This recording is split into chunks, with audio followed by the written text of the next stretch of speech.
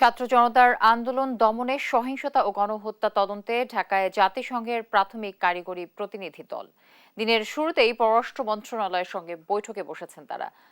দর্শক, এ বিষয়ে জানাতে সরাসরি যুক্ত হচ্ছেন সহকর্মী সাবরিনা মজুমদার। সাবরিনা, প্রতিনিধি দলের সফর নিয়ে কি তথ্য আছে আপনার কাছে? বিস্তারিত জানাবেন আমাদের দর্শককে।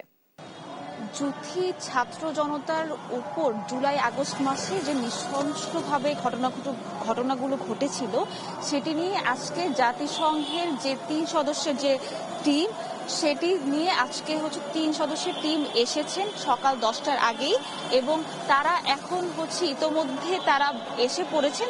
একটু পরে বৈঠকের কথা রয়েছে। তবে আমি যেটি বলতে চাই যে জাতিসংঘের হাই কমিশনার দপ্তরের এশিয়া প্রশান্ত মহাসাগরীয় অঞ্চলের প্রধান ররি মুঙ্গেভেনের নেতৃত্বে এই ৩ সদস্যের দলটি এসেছেন, এবং তারা কালকে বুধবার মধ্যরাতে বাংলাদেশে এসেছে। তবে এই দলটি প্রাথমিকভাবে 1 সপ্তাহের জন্য বাংলাদেশে থাকবে। তবে আরো একটি যেটি জানিয়ে দিতে চাই সেটি বৈঠক করার কথা রয়েছে রাষ্ট্রদূত রিয়াজ হামিদুল্লাহর সাথে, এবং প্রাথমিক তথ্য অনুসন্ধানের জন্য তারা আলোচনা করবেন যে কিভাবে আসলে সহযোগিতা লাগতে পারে বাংলাদেশের এই বিষয়গুলোতে। তারা তদন্তের কাজে বা বিভিন্ন প্রক্রিয়া শর্ত সহ তারা কাজের ধারা তুলে ধরবে। আরেকটি যেটি আমি জানিয়ে দিতে চাই যে গতকাল পররাষ্ট্র সচিব মাসুদ বিন মোমেন কিন্তু বলেছিলেন যে জাতিসংঘের দলটি উপদেষ্টাদের সঙ্গেও দেখা করবেন।